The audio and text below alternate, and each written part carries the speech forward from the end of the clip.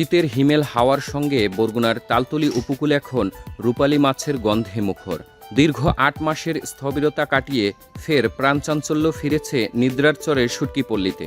নীল আকাশের নিচে সমুদ্র তীর জুড়ে মাছ কাটা, ধোয়া আর রোদে শুকোনোর ব্যস্ততা।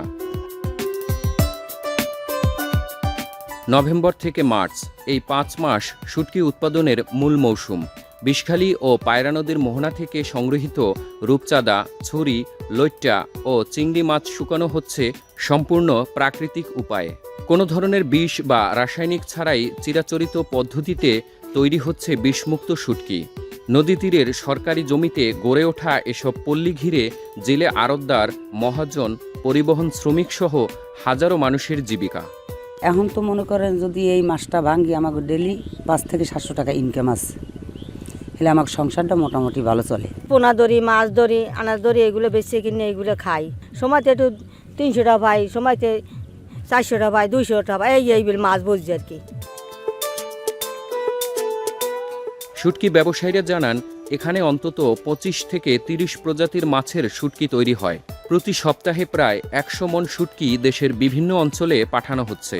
তবে বাড়তি খরচের তুলনায় লাভ কম থাকায় ঋণ পরিশোধ নিয়ে দুশ্চিন্তায় ব্যবসায়ীরা। ৫ লাখ, ৭ লাখ, এক নৌকায় ৩ লাখ, ৪ লাখ এভাবে আপনার ঋণ নিতে হয়, বুঝলেন। কেউ ব্যাংক থেকে আনে, কেউ সুদে আনে, কেউ ওই ক্ষুদ্র লোন আছে না, সেই লোন সে জায়গায় দিয়ে নেয়। আগে বেতন তো তোমার ১০,০০০, এখন এই মানুষের বেতন আছে ২৪,০০০।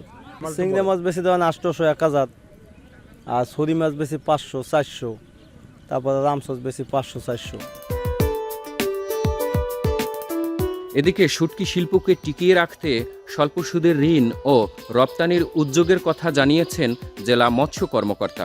ভালো মানের শুটকি উৎপাদন করলে সেটা কীভাবে বিদেশে রপ্তানি করা যায়, কোন মার্কেটে আমরা কিভাবে পাঠাতে পারি, সেগুলো আমাদের কোয়ালিটি কন্ট্রোল যে অফিস আছে তার মাধ্যমে আমরা চেষ্টা করব।